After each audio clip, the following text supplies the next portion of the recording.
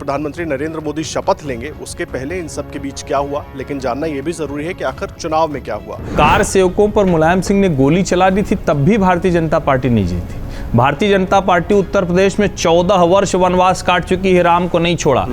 बिल्कुल एक निरंकुश शासन नहीं चाहते हैं इस देश में। हम ऐसा शासन चाहते हैं जिसमें कि सिर्फ एक ही वर्ग का चले, ऐसा नहीं हो। और इस चुनाव के नतीजे में उसका बहुत बड़ा संदेश है। समय हम यह आशंका प्रकट कर सकते हैं कि भैया इस समय तो बस आगे कुछ दिन के बाद नीतीश कुमार भी चले गए, तेलुगु देशम भी चले जाएगी।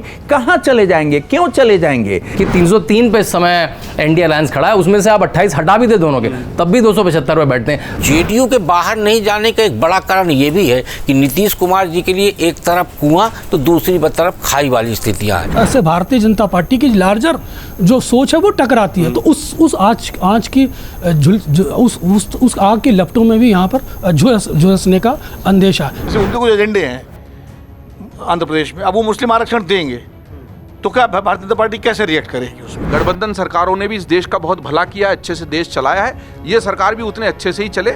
और प्रधानमंत्री मोदी ने जो एजेंडा, जो पूरी बातें अपने विजन डॉक्यूमेंट्स में रखी थी, उससे देश को वो और आगे ले जाएं। के अंदर नहीं होगा, क्या लाखों करोड़ों लोगों के अंदर हिंदू बोलता। हमको लोग बोलते थे हिंदू क्या है भाई, हिंदू क्यों बोलते हो? नमस्कार, अमरउजाला.com पर आपका स्वागत है। आपके साथ मैं हूं आदर्श झा और एक बार फिर आपके सामने मैं लेकर हाजिर हूं आपका पसंदीदा शो खबरों के खिलाड़ी। और आप देख रहे हैं हमारे साथ इस वक्त तमाम खबरों के खिलाड़ी मौजूद हैं और बहुत अहम मुद्दे पर हम बात करने वाले हैं, क्योंकि पिछले हफ्ते जब हम बात कर रहे थे, चर्चा कर रहे थे, तो वो चर्चा थी कि कितनी सीटें आने वाली हैं। लेकिन अब सीटें भी आ चुकी हैं, गिनती भी सामने आ चुकी है। लेकिन उसके बाद अब रविवार को जब प्रधानमंत्री नरेंद्र मोदी शपथ लेंगे उसके पहले इन सब के बीच क्या हुआ, लेकिन जानना यह भी जरूरी है कि आखिर चुनाव में क्या हुआ।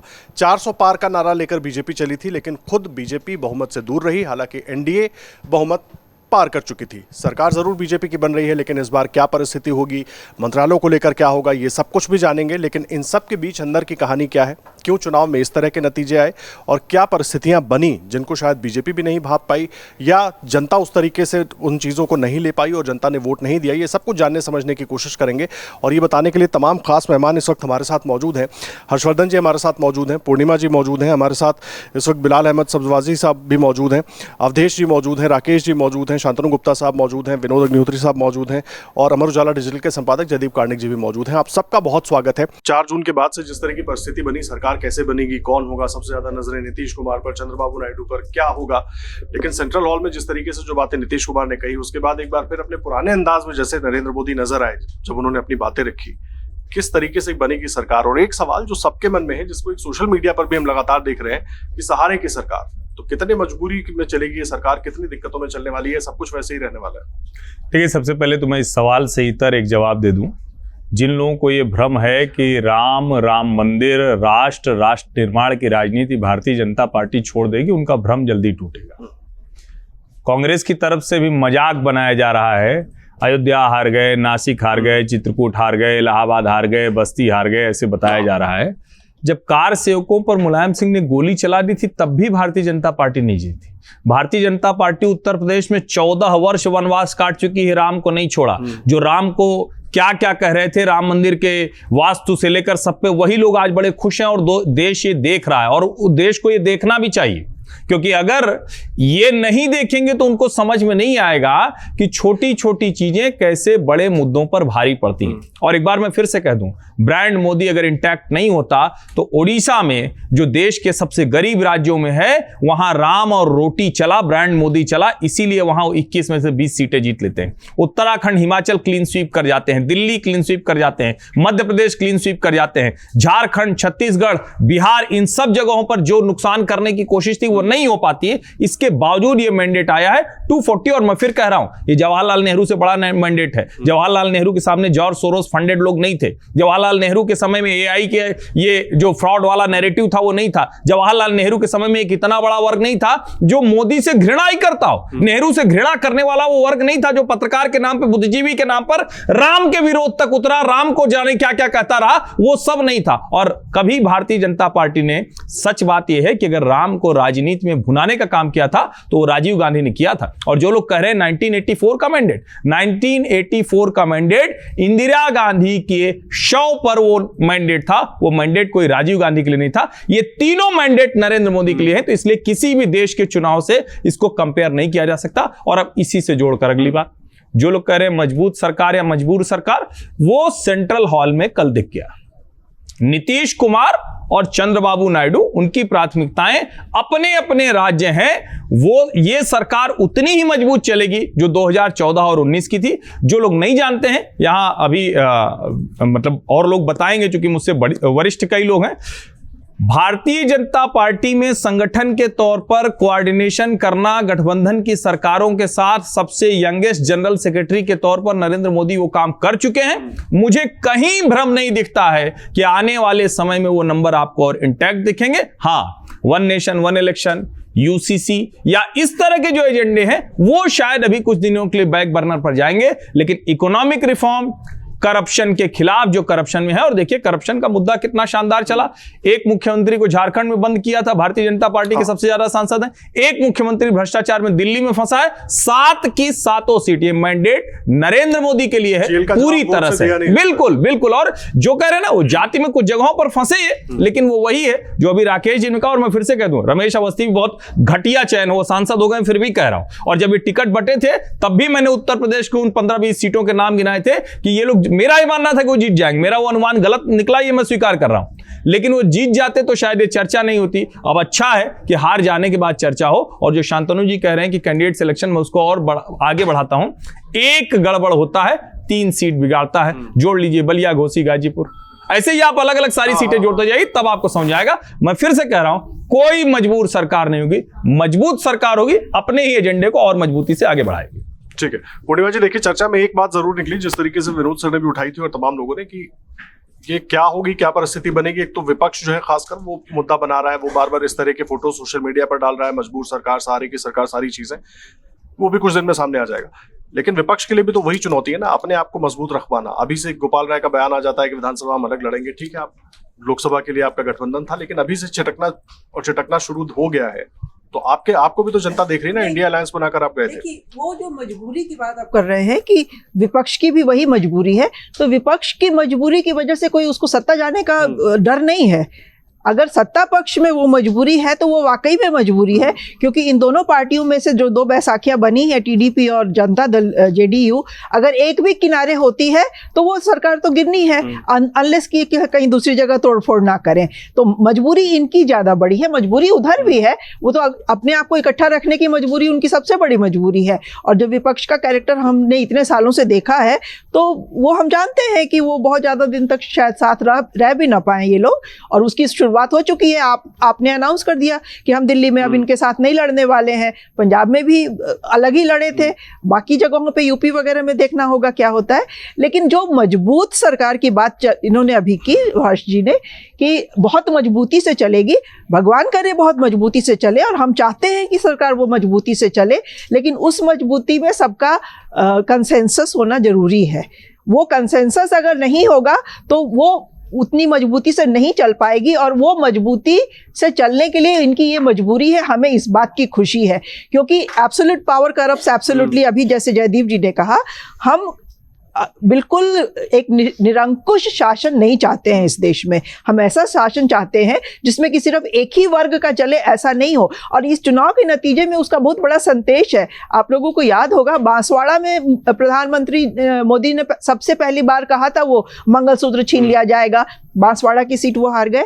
बनासकांठा में शायद उन्होंने भैंसों का जिक्र किया था, वही एक सीट है जो गुजरात में ये हारे हैं, बनासकांठा की, वहां वो हार गए। तो कोई ना कोई छुपा हुआ मैसेज बीजेपी के लिए है कि आपको ये जो आप कर रहे हैं उस रास्ते से अलग हटना पड़ेगा, छोड़ना पड़ेगा। जो दूसरे पक्ष हैं जिनको आप देखना नहीं बर्दाश्त कर सकते हैं, उनको आपको मजबूरी में देखना होगा और बर्दाश्त भी करना होगा। तो ठीक है, सरकार तो चलेगी, मुझे इसमें कोई शक नहीं है। नीतीश और चंद्रबाबू नायडू ने अटल बिहारी वाजपेयी के टाइम में भी बहुत सारी चुनौतियां आई थी। गुजरात के दंगे उस वक्त हुए थे, रामविलास उस वक्त अलग हो गए थे, लेकिन ना चंद्रबाबू नायडू उस समय अलग हुए थे, ना नीतीश अलग हुए थे। तो ये बहुत स्ट्रांग स्टैंड लेके किसी इशू पे अलग होंगे, इसकी हमें बिल्कुल उम्मीद नहीं है। लेकिन थोड़ी मजबूरी तो होगी कि अगर ये धमकी भी देंगे तो सरकार शायद सुनेगी और शायद उन चीजों पर ध्यान रखना होगा कि इस तरह की स्थिति बने ना। आगे से बड़ा अहम है, मुझे एक बात बताइए, क्योंकि इस चीज को समझना बहुत इंपॉर्टेंट हो जाएगा। विपक्ष की हम बात कर रहे हैं, सत्ता पक्ष की हम बात कर रहे हैं, बार बार बात होती है, जब चर्चा होती है कि निरंकुश थी सरकार, निरंकुश थी सरकार, तो मुझे लगता है जो भी सरकार चल रही थी, गठबंधन के छोड़ दें, गठबंधन में भी उस पद पर बैठे लोग या उस तरह से जो सिस्टम चलता है वो तो अपने हिसाब से ही चलता है, तो उसको क्या निरंकुश के पैमाने पर लेकर आना वही ठीक है, उसी तरीके से उसको देखें, और वो अब बदलना पड़ेगा, कोर्स करेक्शन करना पड़ेगा, वही स्थिति है। देखिए, भारत में हम राजनीति को अपनी सुविधा के हिसाब से परिभाषित करते हैं। हमें लगता है कि इनको हमें टॉप पे ले जाना है तो हम उस हिसाब से परिभाषित करेंगे, और जिसको गिराना है हम उसके लिए उस हिसाब से परिभाषित करेंगे। ये हमारी सुविधा होती है राजनीति को परिभाषित करने की। जहाँ तक निरंकुशता और फिर कहना जाना कि 24 में अब अंकुश लग जाएगा, तो जिन दो दलों की हम बात कर रहे हैं, जेडीयू और टीडीपी की, तो दोनों लोग भारतीय जनता पार्टी से अलग होने का खामियाजा भोग चुके हैं। आपका नीतीश कुमार जी भी और आपके चंद्रबाबू नायडू भी, दोनों अपना अपना प्रयोग कर चुके हैं। तो मुझे नहीं लगता कि 24 में साथ आने के बाद अब वो फिर उसी प्रयोग को दोहराएंगे, क्योंकि 25 में बिहार में चुनाव होना है और आपके 29 तक अभी चंद्रबाबू नायडू को आंध्र प्रदेश में इतना स्थायी तरीके से रहना है कि जगन रेड्डी वहां मुंह खोल के खड़े हैं, और उस चुनौती उनके सामने नरेंद्र मोदी चुनौती नहीं है, उनके सामने जगन रेड्डी चुनौती है, और वो चुनौती बड़ी ना होने पाए इसलिए वो केंद्र सरकार के साथ मिलकर चलेंगे। ये सही है कि हमेशा राजनीति स्थिति और सुविधा के हिसाब से होती है, तो गठबंधन में इन दलों की जो सुविधा है वो स्थिति के हिसाब से दोनों अपनी अपनी सुविधाओं के हिसाब से परिस्थिति को बदलेंगे, टीडीपी भी और भारतीय जनता पार्टी भी। तो मुझे नहीं लगता कि 29 तक जेडीयू या टीडीपी कहीं बाहर जाएगी। जेडीयू के बाहर नहीं जाने का एक बड़ा कारण ये भी है कि नीतीश कुमार जी के लिए एक तरफ कुआं तो दूसरी तरफ खाई वाली स्थितियां हैं। यदि वो भारतीय जनता पार्टी को छोड़ के जाते हैं तो आरजेडी जेडीयू को खाने के लिए बैठी हुई है, और उसी डर से वो भारतीय जनता पार्टी के साथ आए हैं। फिर यदि यहां से वो जाते हैं तो उनके सांसद टूटने का खतरा है, क्योंकि उनको पता है कि नीतीश कुमार जी की पारी अब लंबी नहीं है। अगले चुनाव में शायद भारतीय जनता पार्टी का चीफ मिनिस्टर बनेगा वहां, और नीतीश कुमार जी सेंटर में भी आ सकते हैं। तो नीतीश कुमार जी का बारे में ये कहावत है कि दायां हाथ क्या करता है बाएं हाथ को पता नहीं चलता, और नीतीश कुमार जी अभी तक जो भी फैसला लिए उसमें कहीं भी उन्होंने नुकसान नहीं उठाया। तो मुझे नहीं लगता कि नीतीश कुमार जी ऐसा कोई फैसला लेंगे कि जिससे उनको नुकसान हो। ये है बात आप कह रहे हैं जी। सेंटेंस सिर्फ अभी सर ने कहा कि दोनों ने, जेडीयू ने और टीडीपी ने बीजेपी को छोड़ने का एक खामियाजा भुगता है। टीडीपी ने बीजेपी का साथ देने का खामियाजा भुगता था 2004 में। वो अटल बिहारी वाजपेयी सरकार में सहयोगी थे, और 2004 में इतना काम कराने के बावजूद टीडीपी में चंद्रबाबू नायडू ने आंध्र प्रदेश में बहुत काम किया था, और इनफैक्ट अगर हैदराबाद को उन्होंने बेंगलुरु के समक्ष लाके खड़ा कर दिया था एज आईटी हब, तो वो इन्हीं की देन थी। लेकिन उसका खामियाजा उनको भुगतना पड़ा कि वो बिल्कुल सत्ता से बाहर हुए और इतने सालों तक बाहर हुए। तो उनकी प्रायोरिटीज डिफरेंट है। उनको अब वो जला हुआ छाछ भी फूंक के पीता है, हमने सुना है। अब वो बहुत क्लोजली इस पे नजर रखेंगे। जब भी उनको लगेगा कि बीजेपी का साथ देने की वजह से उनको कहीं नुकसान हो रहा है तो वो एक सेकंड नहीं लगाएंगे अलग हटने में। लेकिन फोकस उनका अपने राज्य पर रहेगा। हर्ष जी, एक बात मेरा ये मानना है कि जिस दिन भारत में विकास के नाम पे वोट पड़ने लगेगा तो बहुत सारे दलों के खाता नहीं खुलेंगे। ठीक बात, लेकिन इसके जाति और धर्म के नाम पे भारत में वोट पड़ता है और इसीलिए वो जीवित है। तो विकास के नाम पे यदि वोट पड़ता तो चंद्रबाबू नायडू वहां अजर अमर पार्टी हो गए होते। फर्स्ट ये बात ध्यान रखना चाहिए। First development icon of Indian politics. और अभी का जो मैंडेट है आंध्र प्रदेश का, वो चंद्रबाबू नायडू का भारतीय जनता पार्टी के साथ आने से, तो इससे बेहतर उनके लिए कुछ नहीं हो सकता कि नरेंद्र मोदी और चंद्रबाबू नायडू का हो। मुझे नहीं लगता कि इस गठजोड़ में कहीं कोई मुश्किल फिलहाल दिख रही है। फिलहाल कोई मुश्किल नहीं दिख रही, लेकिन ऑप्टिक्स बहुत अच्छा दिख रहा है बिलाल साहब। अंदर खाने बहुत कुछ चल रहा है अभी, कौन किसको क्या मिलेगा क्या नहीं मिलेगा, और बहुत सारी बातें हो भी रही है, मीडिया में भी हो रही है, अलग अलग प्रतिक्रियाएं भी छोटे दलों की तरफ से अलग अलग साइड से आ रही है। दिल्ली में नहीं, उनके राज्यों से जरूर उनके नेता अपनी इच्छा जरूर जाहिर कर रहे हैं। तो ये भी तो एक बड़ा पेच अभी फंसा हुआ है ना, इसको संभालना वो भी उतना ही इंपॉर्टेंट है। बीजेपी जाहिर से बात है चाहेगी सारे इंपॉर्टेंट पोर्टफोलियोज उनके पास है, सीसीएस को लेकर लगभग क्लियर है कि उससे जुड़े जो मंत्रालय वो किसी को नहीं देने वाले। तो ये सामंजस्य कैसे बैठेगा पूरी तरीके से? देखिए, इसकी एक लार्जर तस्वीर को देखने की ज़रूरत है। मैं इस चीज़ को प्राइम मिनिस्टर के बयान से ही शुरू करता हूँ। उन्होंने ये कहा है कि सरकार चलाने के लिए पूर्ण बहुमत की ज़रूरत होती है और देश चलाने के लिए सर्वसम्मति की ज़रूरत होती है। ये प्राइम मिनिस्टर की लाइन है। तो मैं ये कहना चाह रहा हूँ कि जब देश चलाना है उसमें विपक्ष भी शामिल होता है, और उस विपक्ष को साधने के लिए जो आपके पास मौजूदा कंपल्शन है वो आपको बाध्य करता है कि सब सर्वसम्मति से सरकार चलाई जाए। तो प्राइम मिनिस्टर का जो टेम्परामेंट अब तक हम जो देखते आए हैं वो इन कंपल्शंस पर आके थोड़ा बहुत टकराता है। लेकिन अब अटल बिहारी वाजपेयी की सरकार को देखें तो उस मॉडल को अपनाना पड़ेगा मोदी जी को, और ये कह सकते हैं कि मोदी जी को अब अटल की आर्ट ऑफ पॉलिटिक्स सीखनी होगी, जो गठबंधन की पॉलिटिक्स कहलाती थी, और गठबंधन के माध्यम से सरकार चलाने की जो पॉलिटिक्स आर्ट थी वो मोदी जी को सीखने की ज़रूरत होगी, और उस रोड मैप पर आगे बढ़ने की ज़रूरत होगी। लेकिन जहाँ तक रहा सवाल कंपल्शंस का, जो आपने सवाल उठाई, देखिए कंपल्शंस जो सहयोगी दलों के माध्यम से सरकार चलती है उन पर कंपल्शंस हर वक्त बने रहते हैं। जो चंद्रबाबू नायडू का जो मैनिफेस्टो है वो कहीं ना कहीं भारतीय जनता पार्टी के लिए एक आँच का काम जरूर करेगा, उसमें से आग की लपटें उठती रहेंगी। क्योंकि चंद्रबाबू नायडू ने जो इस अपना मैनिफेस्टो दिया, जो डिक्लेरेशन दिया उन्होंने माइनॉरिटीज के लिए, वो डिक्लेरेशन बिल्कुल इस लेवल का है कि कभी हिंदुस्तान के अंदर इस तरह का डिक्लेरेशन ऑल इंडिया मजलिस इत्तेहादुल मुस्लिमीन ने भी नहीं दिया। और उस विचारधारा से भारतीय जनता पार्टी की लार्जर जो सोच है वो टकराती है। तो उस आँच की उस आग के लपटों में भी यहाँ पर झुलसने का अंदेशा रहा। पूर्ण राज्य के दर्जा की मांग नीतीश बाबू जी समझ उठाते रहे, वो समय समय पर जो लार्जर पॉलिटिक्स करते हैं, जब उन्हें एग्जिट करने आते हैं, जाति जनगणना की मांग करते हैं और बड़े बड़े पैकेजेस की मांग करते हैं। ये सारी चीजें हैं जो हमें एक इशारा कर रही हैं कि कंपल्शन में जरूर रहेगी। लेकिन मैं ये बिल्कुल नहीं कह रहा कि सरकार को फिलहाल कोई खतरा है। वही अयोध्या वाली बात पर सब लोग ने अपना अपना ओपिनियन रखा था। देखिए, राम मंदिर का इशू है, मैं पहले भी कहता रहा हूँ, ये आस्था का विषय है, और जो धार्मिक संस्कृति से जुड़ के जो भारतीय जनता पार्टी राजनीति करती है, मैं उससे उसका विरोधी नहीं हूँ। लेकिन मौजूदा समय में जो अयोध्या में हार हुई है, उसमें जो धार्मिकता के अंदर जो एक शांति का पहलू होता है, वो शांति का पहलू जनता ने महसूस नहीं किया। उसमें जो आर्थिक पहलू था वो ज्यादा उजागर हुआ। जिस तरह से लोगों को ठेके दिए गए, बाहर के लोग अयोध्या के अंदर आए और हावी हुए, वो अयोध्या वासियों के लिए चिंता का विषय था। जो धर्म के अंदर अर्थ और शांति का जो मतभेद है वो जनता ने महसूस किया, जिसका मेरा ख्याल है रिपकल्शन हमें अयोध्या में देखने को मिला। ये कारण हो सकता है। अवधेश जी, नीतीश कुमार लगातार 2013 में जिसके नाम आने पर वो सरकार से अलग हो गए थे, अब उन्हीं का ताज पहना रहे हैं। उनके लिए क्या कुछ कल उन्होंने कहा वो सब हमने सुना, पैर छू रहे हैं। ये साथ सब कुछ उतना ही स्मूथ दिख रहा है। अंदर खाने क्या होगा, मैं ये नहीं कह रहा कि सरकार जो परिस्थितियां दिख रही हैं उसके बाद की सरकार को कोई खतरा है, लेकिन नीतीश कुमार किसी भी दिन सुबह उठकर उनको कुछ नया ख्याल आ जाता है। कई बार ऐसा हम देख चुके हैं। ये बात सही है कि नीतीश जी ने अपने राजनीतिक व्यवहार से अपनी विश्वसनीयता खत्म की है, इसमें कहीं कोई दो मत नहीं है। बिहार में जो उन्होंने 4 बार पाला बदला है, उससे बराबर प्रश्न उठता है इसमें कहीं। लेकिन किसी भी सरकार की जीवन आयु, उसका प्रदर्शन ओवरऑल परिस्थितियों पर निर्भर करता है कि देश का इस समय वायुमंडल क्या है, राजनीतिक समीकरण क्या कहते हैं।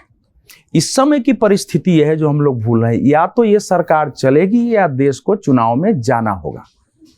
अगर ये दोनों चले जाते हैं, टीडीपी और दोनों चले जाएंगे, तब भी दूसरी ओर सरकार नहीं बनती है। इस समय का संख्या बल जो है, इसको हमेशा ध्यान रखिए। एक दूसरी बात है कि बिहार का चुनाव परिणाम क्या रहा है। बिहार का चुनाव परिणाम इस समय इतने प्रचार के बावजूद, सब कुछ के बावजूद, जिसकी हम लोग चर्चा कर रहे हैं कि नैरेटिव्स चलाना, वहाँ भी तो आरक्षण खत्म हो जाएगा, ये संविधान खत्म हो जाएगा, सारा कुछ चला है ना, इसके बावजूद वहाँ का परिणाम क्या है?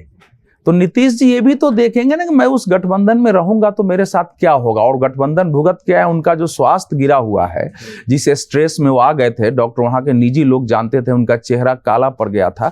उनके लिए मतलब कई बार तो वो आपे से बाहर खो के संविधान सभा में क्या क्या बोलने लगते थे, इतना उनको अंदर स्ट्रेस हो गया था उस गठबंधन के कारण। अभी भी उनका स्वास्थ्य नहीं संभल रहा है। तो ये भी एक परिस्थिति होती है देखने की।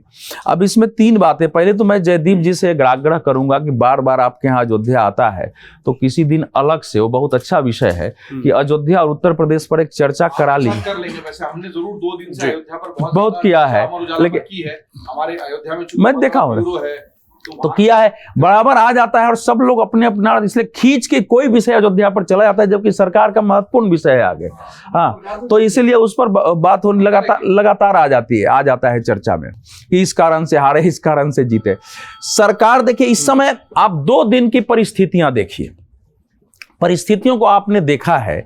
उन परिस्थितियों में क्या इस समय हम यह आशंका प्रकट कर सकते हैं कि भैया इस समय तो बस आगे कुछ दिन के बाद नीतीश कुमार भी चले गए, तेलुगु देशम भी चले जाएगी? कहां चले जाएंगे, क्यों चले जाएंगे, क्या करेंगे जाके, क्या परिस्थिति पैदा होगी उसके बाद? ये सारी स्थितियां होती है अटल बिहारी वाजपेयी की सरकार के साथ। अभी तक जो भारत में गठबंधन की सरकारें बनी रही है उसमें किसी भी एक पार्टी को इतना ज्यादा बहुमत प्राप्त नहीं था, एक पार्टी की इतनी राज्यों में ज्यादा सरकारें नहीं थी। हाँ, तो ये और एक नेता को लेके इतनी व्यापक उसकी लोकप्रियता कि इतना होने के बावजूद उसके नाम पर वोट मर रहा है, ये भी नहीं थी। और एक नेता को विश्व के स्तर पर भी इसकी मान्यता नहीं थी। अब बहुत सारे काम ऐसे हुए हैं जो पहले नहीं हुए थे। तो वो सारी चीजें देख रहे हैं। जो कल चंद्रबाबू नायडू का भाषण था वो इकोनॉमी पर भाषण था, प्राइम मिनिस्टर के कैपेबिलिटी पर भाषण था, वर्ल्ड में भारत की प्रतिष्ठा पर भाषण था। तो वो चीजें तो मान, नीतीश जी तो कह रहे हैं कि अरे अगली बार तो सब हार जाएगा, कोई रहेगा ही नहीं। जब वो कह रहे हैं, अच्छा वो पैर के लिए झुके, क्या झुके मैं, लेकिन एक झुकना जो था वो एक सम्मान का प्रतीक था।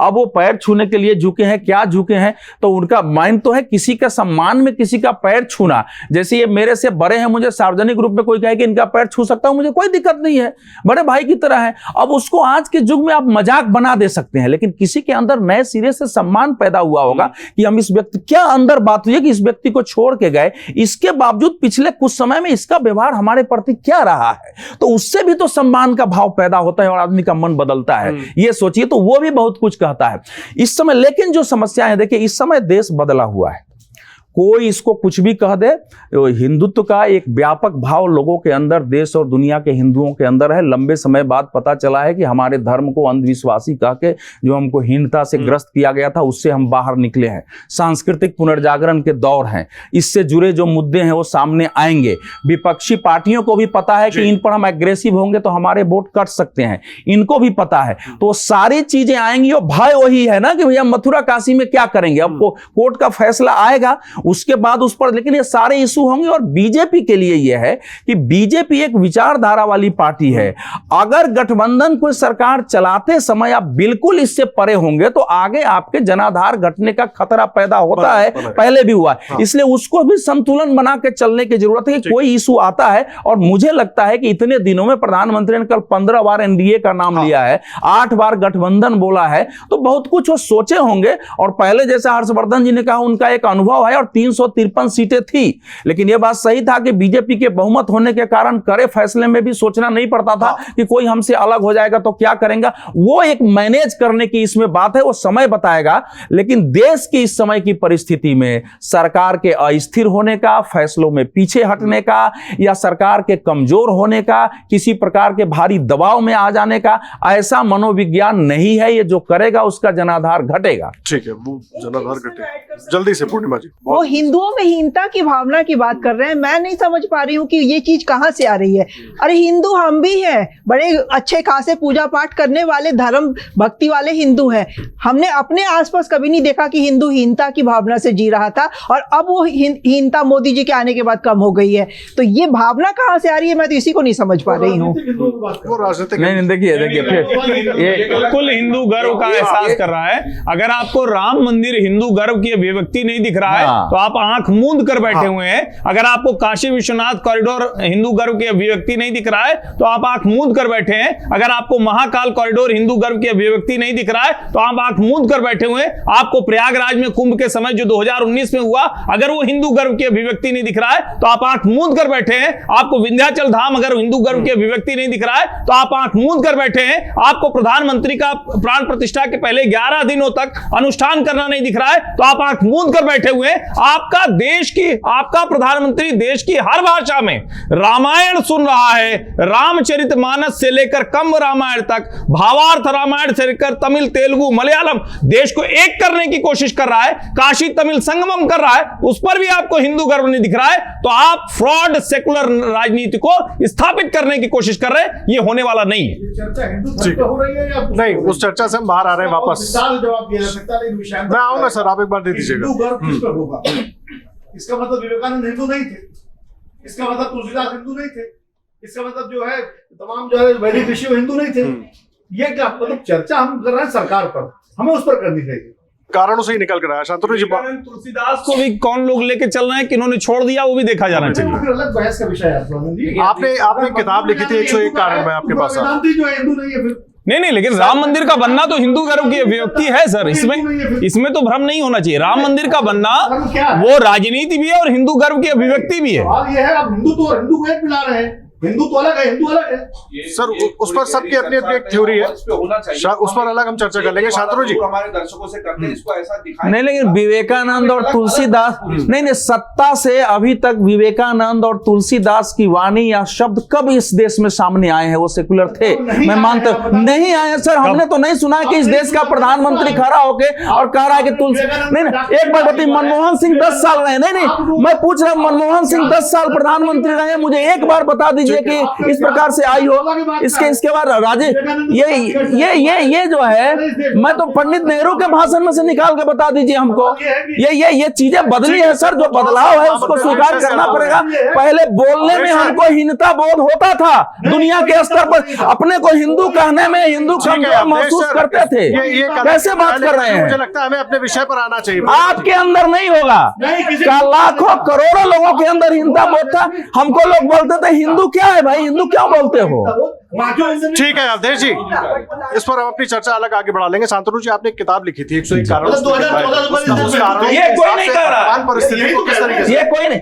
आप हर चीज को नरेंद्र मोदी से जोड़ते हैं। अवधेश सर, अब 240 का नंबर आने के बाद, जैसे हम अंग्रेजी में कहते हैं कि हाइंड साइड में कोई भी विश्लेषण करना बड़ा आसान होता है। तो अब मैडम कहेंगी कि भाई 240 है, अब निरंकुश सरकार नहीं चलेगी। मतलब इसका मतलब है कि 1984 से पहले अमूमन सारी सरकारें पूरे मेजोरिटी से चली। वो सारी क्या निरंकुश सरकारें थी?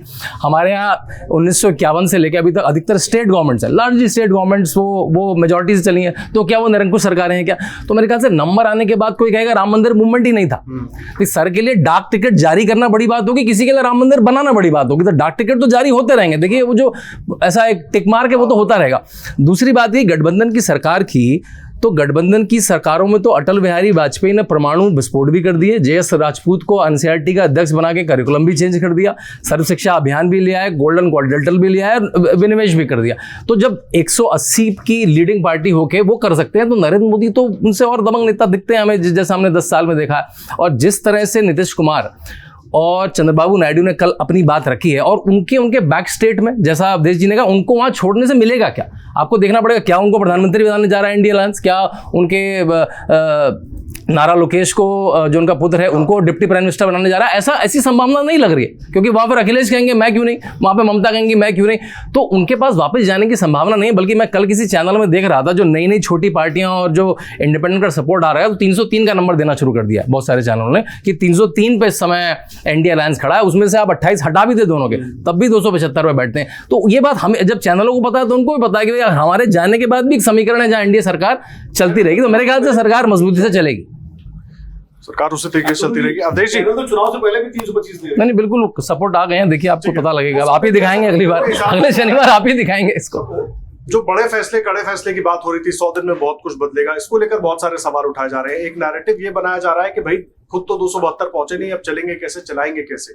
उसमें कहीं कोई दबाव दिख रहा है? क्योंकि ये जानना बड़ा जरूरी है और ये नैरेटिव अभी भी बनाया जा रहा है। नहीं, देखिए, नैरेटिव में बनाने में कोई हर्ज नहीं, क्योंकि हमारे देश की गठबंधन सरकारें दबाव में रही हैं।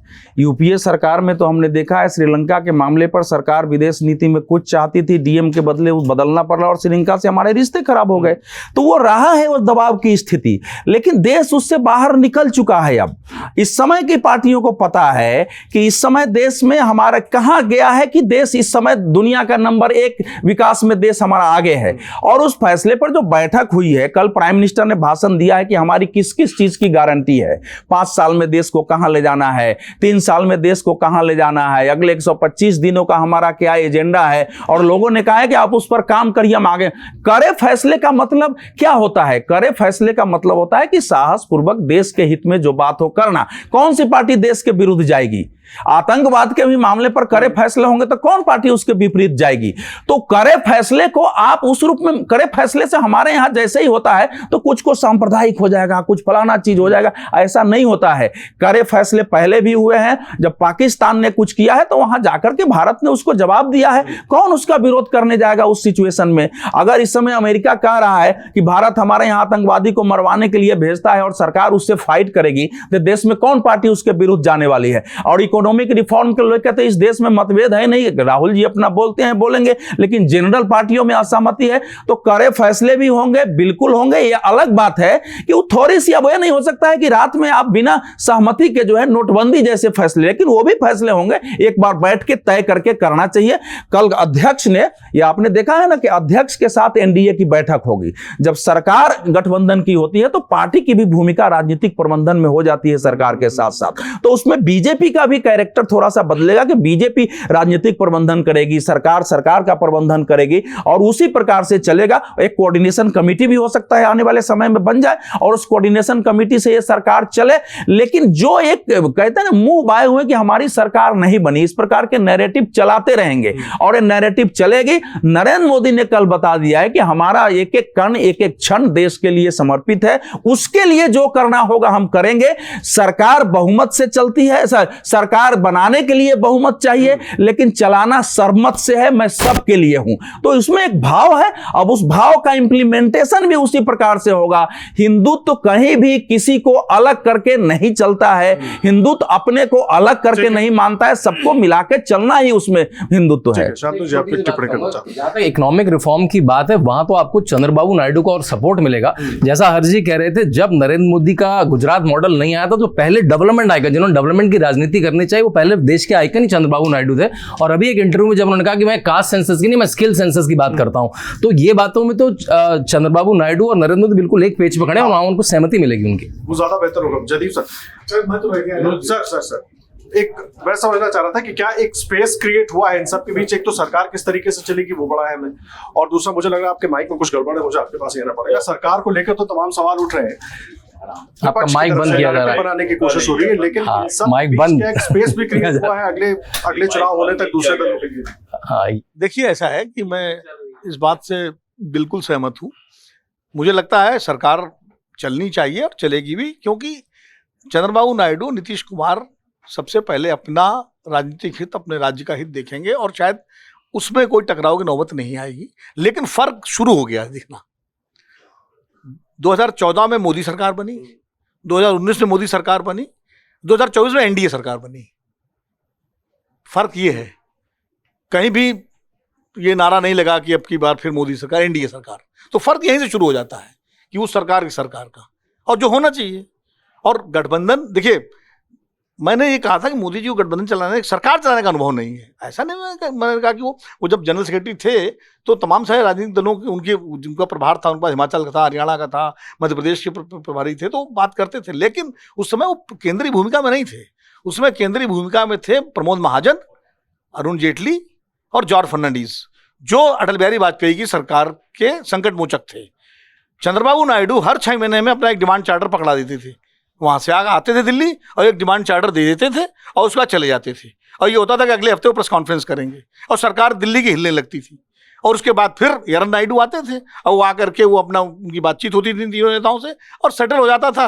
और जो उनको पैकेज या जो भी सुविधाएं सहूलियतें चाहिए होती थी मिल जाती थी। तो वो बाबू को मालूम है कि कैसे चलाया जाता है। नीतीश कुमार शायद उतना तेवर न दिखा पाए अब वो नीतीश कुमार नहीं है 2014 से पहले वाले नीतीश कुमार। अब नीतीश कुमार की स्थिति जो है वो बहुत दयनीय स्थिति है, जिस तरह से उनका व्यवहार, तो वो उनसे ज़्यादा बाबू, लेकिन अपने हिसाब से जैसा अभी बिलाल ने कहा, जैसे उनके कुछ एजेंडे हैं आंध्र प्रदेश में, अब वो मुस्लिम आरक्षण देंगे तो क्या भारतीय जनता पार्टी कैसे रिएक्ट करेगी उसमें, क्योंकि पूरा चुनाव आपने मुस्लिम आरक्षण के विरोध में लड़ा और हमेशा आपने, तो ये चीजें जो है ये कंटेंशियल इश्यूज हैं जो आएंगे। लेकिन आंध्र प्रदेश में दोनों मिल के लड़े और भी इनके घोषणा पत्र में वो बात थी। तो अभी तो सवाल उठ रहा है। अरे भाई सवाल तो उठेगा ना, आप नहीं तो आपका फिर अपॉर्चुनिज्म जाहिर होगा, फिर ये होगा कि आप खाली चुनाव के लिए मुद्दा बनाते हैं। मतलब कहने का मैं कह रहा हूं ये मुद्दे आएंगे आपस में, जिसको विपक्ष जिसको उठाएगा। अब सरकार गिर जाएगी, मैं ये नहीं कह रहा हूं कि इसमें सरकार गिर जाएगी, और मैं तो चाहता हूं सरकार गिरनी भी नहीं चाहिए देश के लिए। मजबूत सरकार देश को चाहिए, लेकिन मगरूर सरकार नहीं चाहिए देश को, ये फर्क रखना चाहिए। अटल बिहारी वाजपेयी की सरकार कोई कमजोर सरकार नहीं थी, वो मजबूत सरकार थी, लेकिन मगरूर सरकार नहीं थी, वो विपक्ष को भी विश्वास में लेती थी। मोदी जी कहते जरूर हैं, लेकिन मोदी जी को दिखाना भी पड़ेगा कि देश चलाने के लिए सबका साथ जरूरी है, ये उनको करना पड़ेगा। क्योंकि अभी तक जो 10 साल का रहा उसमें विपक्ष को कई मामलों में विश्वास में नहीं लिया गया, और जो विपक्ष और सत्ता पक्ष के रिश्ते विरोधी न होकर के दुश्मनी के हो गए, उनको खत्म करना पड़ेगा। क्योंकि देश जो है सबकी सहमति से चलेगा, ये जनता का फैसला है कि मिल के चलो, आप विपक्ष अच्छे से चलो और आप सरकार चलाओ, लेकिन मिलजुल के चलाओ, ये जनता का फैसला है। जनता ने उस तरह का फैसला दिया है। जनता ने ना तो इंडिया गठबंधन को सरकार बनाने का बहुमत दिया और ना बीजेपी को अकेले पूर्ण बहुमत दिया। तो कुल मिला के जनता चाहती है कि देश में मैं वो कहूँगा थोड़ा लाइटर नोट में, कि देश, हम जब लंबे समय तक बड़ा पौष्टिक भोजन खाते हैं ना, घी ज़्यादा खा लेते हैं तो पेट खराब हो जाता है, तब खिचड़ी खिलाई जाती है। तो 10 साल तक हम लोगों ने घी खाया है मजबूत सरकार का, बहुत ज्यादा। अब इसलिए जनता ने खिचड़ी बना दी। विनोद जी ने आज भाई खिचड़ी खाइए, स्वास्थ्य ठीक रखिए, सब मिलजुल के चलिए, उसमें दाल भी हो, चावल भी हो, सलाद। विनोद जी अच्छी बात है। देखिए इसमें हर्ष भैया लाइन ये है कि मोदी सरकार पौष्टिक भोजन ये मान लिया उन्होंने, अच्छी बात। सुनिए, मैं नेहरू से लेकर नरेंद्र मोदी तक हर प्रधानमंत्री के योगदान को मानता हूँ। मेरा इतिहास वो 2014 से नहीं शुरू होता, मैं उनकी गलतियां भी मानता हूं। मैं आपकी बात नहीं कर रहा हूं, मैं आप बात नहीं थे, आपने कहा पहले भी टिकट जारी होते थे। देश, समाज, परिवार सब निरंतरता में बढ़ते हैं। मेरे परबाबा जहां थे और मेरा बेटा जहां होगा, वो उस कंटिन्यूटी का परिणाम है। ऐसे ही देश होता है। तो इसलिए जो है, चाहे नेहरू के समय का भारत हो और चाहे नरेंद्र मोदी के समय का भारत हो, हर प्रधानमंत्री ने जिसको लंबे समय तक से सरकार चलाने का मौका मिला है, 5 साल कम से कम, उसने देश के लिए कुछ ना कुछ दिया है। गलतियां हुई होंगी उनसे, लेकिन इंटेंशनली कोई गलती नहीं होती। उनकी आकलन में गलती हो सकती है, उनके जो है समझदारी में गलती हो सकती है, लेकिन देश को सबने दिया है। और इसलिए मैं कहता हूं कि सिर्फ ये कहना कि एक प्रधानमंत्री, सिर्फ नेहरू ने ही देश को दिया, ये गलत है। सिर्फ मोदी ने ही देश को दिया, ये भी गलत है। सबने मिलजुल के दिया है और तभी देश यहां तक पहुंचा है। मेरा कहना ये, तो मैं तो ये चाहता हूं कि चंद्रबाबू नायडू और नीतीश कुमार वो इस सरकार को चलवाएंगे और चलवाना भी चाहिए। लेकिन अब जो है, जैसे अभी अवधेश जी ने कहा कि अब से कोऑर्डिनेशन कमेटी बनेगी, अब पार्टी की भूमिका आएगी, तो ज़्यादा डेमोक्रेटिकली फंक्शन होगा। अब रात को 8 बजे अचानक प्रधानमंत्री उठ के नहीं कहेंगे कि ये नोट कल से 12 बजे से वो हो जाएगा। अब उनको अगर ये फैसला लेना भी है तो सबसे सलाह करके लेंगे, और फिर लॉकडाउन भी करना होगा कभी किसी व्यवस्था, एक सलाह ली जाएगी। कहने का मतलब ये है कि अब ज़्यादा बेहतर तरीके से फैसले हो सकेंगे। और मेरा तो मानना ये है, चूँकि मेरी पत्रकारिता ही गठबंधन सरकारों के दौर से शुरू हुई। राजीव गांधी प्रधानमंत्री थे 415 सरकार से, और उसके बाद वीपी सिंह की सरकार से लेकर लगातार। तो गठबंधन, मुझे तो इस देश में गठबंधन सरकारें ज्यादा अनुकूल लगती हैं। समय समय पर मजबूत सरकार आके थोड़ा बहुत कुछ ऐसे फैसले ले लेती हैं जो गठबंधन सरकार नहीं ले पाती है। उसके बाद फिर गठबंधन सरकार आ गई, तो गठबंधन सरकार चाहे अगर इंडिया की भी बनती, वो भी गठबंधन ही होती। तो इसलिए जनता ही इस फिलहाल गठबंधन सरकार के पक्ष में है। ठीक है। कल जब भाषण हो रहा था, अभी जिस तरीके से विनोद सर ने भी कहा कि सर्व बहुमत नहीं सर्वमत से चलेगी सरकार, साथ ही साथ कल उनके भाषण में एक जिक्र और था जब उन्होंने कहा कि विपक्ष भी जो है वो भी देश हित में है, राष्ट्र हित में है। तो ये मैसेजिंग क्या वहीं से एक शुरू हो गई? देखिए आदर्श, एक तो पूरी चर्चा बहुत अच्छी रही चुनाव परिणामों को लेकर भी और गठबंधन सरकार को लेकर भी। सहमति असहमति हो सकती है, लेकिन खबरों के खिलाड़ी का हमारा फॉर्मेट ही ऐसा है कि हम पूरी बात रखने का मौका देते हैं। कोई 25 विंडो काटकर और 30-30 सेकंड में बात काटने की कोशिश नहीं होती। और इस वजह से जो भी व्यक्ति लंबा अध्ययन कर रहा है, चुनावों का गहरा विश्लेषण कर रहा है, जमीन पर जा रहा है, उम्मीदवारों को देख रहा है, राजनीति को देख रहा है, वो अपनी पूरी बात रख सके।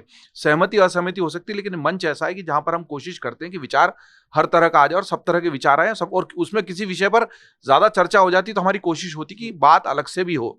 एक आपने सवाल मुझसे पिछली बार पूछा था, लेकिन मैं जवाब नहीं दिया, लेकिन हर्षवर्धन जी ने उसको छुआ है कि भारत के चुनावों को विदेश से बैठकर प्रभावित करने की कोशिश सोशल मीडिया पर हुई, और आपने, ये बहुत गंभीर मसला है और इसको लेकर बहुत ज्यादा बात नहीं हुई, लेकिन होनी चाहिए।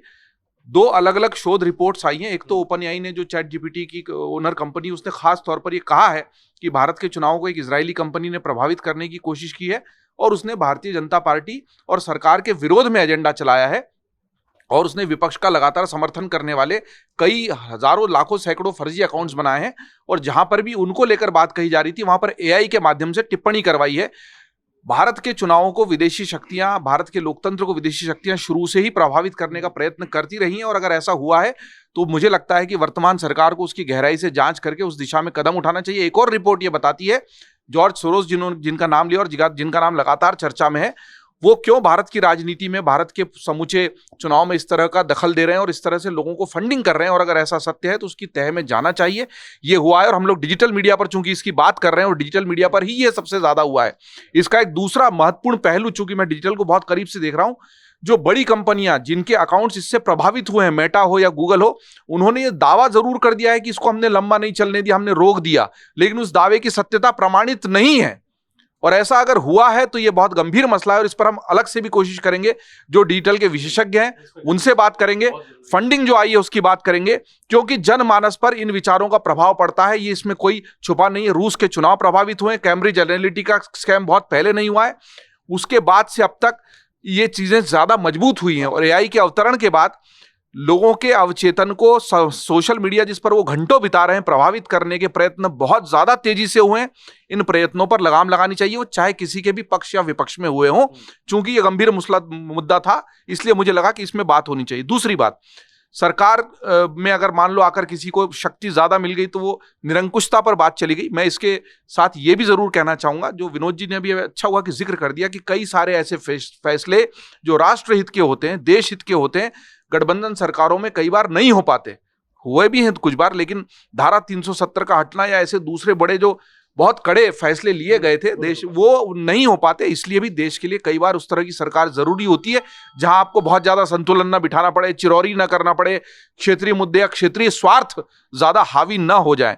लेकिन उससे निकलकर आज अगर गठबंधन सरकार बन भी रही है एनडीए की, तो उसकी कुल मिलाकर स्थिति उतनी कमजोर नहीं है जितनी पहले के गठबंधन में रही है। 240 की खुद की मजबूत स्थिति भारतीय जनता पार्टी की है, और 2 जो मजबूत साथी हैं उनकी अपनी अपनी राजनीति फिलहाल यही कहती है, और जो केंद्रीय कक्ष का कल का पूरा वातावरण रहा है वो भी बहुत सकारात्मक रहा है। तो हम उम्मीद करते हैं कि इस सकारात्मक माहौल में ही देश उसी गति से आगे बढ़े जिस गति से वो चाहे गठबंधन में बढ़ता रहा हो, चाहे संपूर्ण प्रचंड बहुमत वाली सरकारों के दौर में बढ़ता रहा हो। हम लोग कोशिश ये करेंगे कि भारत उसी दिशा में आगे बढ़े। रही बात राम मंदिर और उसकी अयोध्या का, कहा था अवधेश जी ने, आपसे वादा करता हूं इस पर अलग से बात करूंगा। जो लोग देख रहे हैं इस शो को, इस पर 2-3 शो कल से आज तक मैंने किए हैं अपने उत्तर प्रदेश के साथियों के साथ, अयोध्या के साथियों के साथ। मैं ये बता दूं कि अयोध्या प्रतीक थी, इसलिए अयोध्या केवल एक सीट नहीं है। वहां पर जो अवधेश प्रसाद है वो कैसे अचानक अवधेश पासी हो गए और कैसे जाति पर गया और कैसे इनका भाजपा के कैंडिडेट सिलेक्शन गलत हो गया, लेकिन लोग इनको सुनना ही नहीं चाहते। मैंने उस गहरी मुद्देवार चर्चा को भी जब सोशल मीडिया पे डाला है तो बाहर बैठे हुए लोग कहते हैं कि नहीं अयोध्या वासियों के भले ही, अरे उनको कुछ तो सोचना है। कुछ तो सोचना इसलिए आ रहा है कि अयोध्या अपने आप में प्रतीक है, और प्रतीक को लोग देखकर कर रहे हैं, सीट को और स्थानीय विश्लेषण को देख के नहीं। हालांकि वो अलग चर्चा का मुद्दा है, हम उस पर फिर कभी जाएंगे। बात हुई है गठबंधन सरकार की। गठबंधन सरकारों ने भी इस देश का बहुत भला किया है, अच्छे से देश चलाया है। ये सरकार भी उतने अच्छे से ही चले, और प्रधानमंत्री मोदी ने जो एजेंडा, जो पूरी बातें अपने विजन डॉक्यूमेंट्स में रखी थी, उससे देश को वो और आगे ले जाएं, यही कामना हम कर सकते हैं।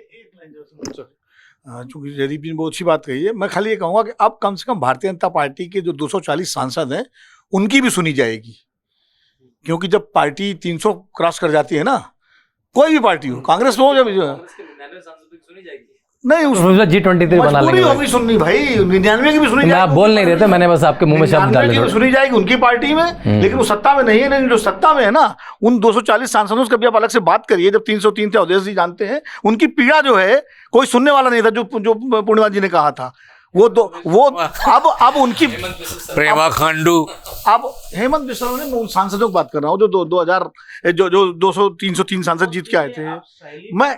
मैं ये कह रहा हूँ 303 सांसद जो जीत के आए थे, जब कोई भी पार्टी, चाहे वो 303 सांसद की बीजेपी हो, चाहे 415 सांसद की कांग्रेस रही हो, चाहे उत्तर प्रदेश में 225 सांसदों की समाजवादी पार्टी, जब पार्टी पूर्ण बहुमत या पूर्ण बहुमत से ज्यादा नंबर लेके आती है तो सांसदों और विधायकों की उपेक्षा होती है। इसलिए मैं कह रहा हूं कि अब कम से कम उन सांसदों की भी पार्टी के भीतर और सरकार के भीतर सुनी जाएगी। विनोद जी, जब संसद, एक मिनट, अभय जी, जब संसद चलती है तो संसद में हर मंगलवार को, नहीं, ये इशू इसलिए महत्वपूर्ण है कि भारतीय जनता पार्टी की कम सीटें आने के पीछे जो कार्यकर्ताओं का असंतोष था, उदासीनता था, विरोध था, वो नीचे से ऊपर तक था। सांसदों में भी था, विधायकों में भी था। विधायक की बात वहां की सरकारें नहीं सुन रही है, पुलिस प्रशासन नहीं सुन रही है। तो जो कार्य संस्कृति है पार्टी की, ये भले इनका मत उस दूसरे रूप में हो, लेकिन वो कार्य संस्कृति बदलने की बात है कि थोड़े जो सत्ता में आने के बाद जो सत्ता के संस्कार के कारण जो चीजें गड़बड़ हुई हैं, उसको रास्ते पर लाने की कोशिश हो। जब संसद चलती है, संसद के दौरान मंगलवार को पार्लियामेंट्री पार्टी की मीटिंग होती है और उस पार्लियामेंट्री पार्टी की मीटिंग में प्रधानमंत्री सहित सभी सांसद रहते हैं। उस समय प्रधानमंत्री बोलते हैं, इसके अलावा भी सांसद चलने के दौरान प्रधानमंत्री कार्यालय को सख्त निर्देश होता है कि जो भी सांसद मेरे से मिलने आए, चाहे भारतीय जनता पार्टी का हो या अन्य दल का हो, उसकी भेंट सुनिश्चित की जाए। तो जो सांसदों वाली बात है, मैं आज तक नहीं सुना, हुआ होगा कि कांग्रेस पार्लियामेंट्री पार्टी की भी मीटिंग होती है। ठीक है, अब मुझे लगता है, लेकिन नहीं, ये कांग्रेस पार्लियामेंट्री पार्टी की मीटिंग होती है। भाई, आप कहां ले जा रहे हैं चीजों? हर सत्र से पहले कांग्रेस पार्लियामेंट्री पार्टी की मीटिंग होती है। तुलना का विषय नहीं है भाई, सब बीजेपी की सरकार की बात हो रही है। नहीं, विषय इसलिए है क्योंकि राजेश राकेश जी ने ये कहा कि मैंने सुना नहीं, पार्लियामेंट कवर करते रहे हैं बाकायदा। जैसे मोदी जी भाषण देते हैं प्रधानमंत्री अपने संसदीय दल में, वैसे सोनिया गांधी का भाषण होता रहा है। तो ये बस मैं खाली एक मिनट, मैं खाली खत्म हो जाएगा। कांग्रेस में पार्लियामेंट शुरू होने के पहले बैठक होती है और जब तक पार्लियामेंट चलती है भारतीय जनता पार्टी में हर मंगलवार को बैठक होती है। एक मिनट, मैं इसकी बात ही नहीं कर रहा हूं कि पार्लियामेंट के अंदर सांसदों को बोलने, मैं कह रहा हूं पूरे 5 साल जब पार्लियामेंट चले या ना चले, सांसदों की बिलाली सवारी क्रॉस टॉकिंग नहीं बात कर रहे हैं। देखिए, सांसदों की सुनवाई खाली पार्लियामेंट की बैठक की बात नहीं हो रही है, बात हो रही है उनके तमाम दैनंदिनी जो जरूरतें होती हैं, उनके क्षेत्रों की समस्याएं होती हैं, उनके अधिकारी, जो अवधेश जी ने कहा, वो बहुमत की सरकारों में कई बार उनके अनदेखी मंत्री करते हैं, नेता मिलने का समय नहीं देते। अब कम से कम ऐसी स्थिति में हर सांसद बड़ा महत्वपूर्ण हो गया है, पार्टी का भी और विपक्ष का भी, वो सहयोगी दल का भी, तो उनकी सुनी जाएगी। ये बात आप कह रहे हैं, ठीक है, लेकिन देखिए तमाम अलग अलग मुद्दों पर बात हुई, सरकार को लेकर क्या कुछ हुआ उस पर हमारी बात हुई, किस तरीके से परिणाम आए, परिणाम के कारण क्या हो सकते हैं, सभी खबरों के खिलाड़ियों को आपने सुना, खबरों के बीच ये लोग रहते हैं, खबरों के मायने लगातार समझाते रहते हैं, उन सब चीजों को आपने समझा, कारण क्या हो सकते हैं और किस तरीके से आगे सरकार चलने वाली है वो जानना भी बहुत जरूरी था, क्योंकि लगातार लोगों के मन में बहुत सवाल थे, सबकी अपनी अपनी राय है और इसीलिए सबकी हमने पूरी बातें सुनी है ताकि आप इस विषय को बहुत अच्छे से समझ सकें और जो भी शंकाएं आपके मन में है या जो अलग अलग बातें चल रही हैं उनके हिसाब से आप इनकी बातों को सुनकर अपनी जो सोच है उसको दुरुस्त कर सकें, अपना फैसला बना सकें। खबरों के खिलाड़ी में लगातार आपके साथ और भी मेहमानों को हम जोड़ते रहेंगे, अलग अलग मुद्दों पर बात करते रहेंगे, लेकिन आप देश और दुनिया की हर बड़ी खबर के लिए अमरउजाला.com पर हमारे साथ बने रहिएगा। अगर आप ये वीडियो YouTube पर देख रहे हैं तो हमारे चैनल को सब्सक्राइब करें और बेल आइकन को दबाना ना भूलें। अगर आप Facebook पर ये वीडियो देख रहे हैं तो हमारे पेज को लाइक करें।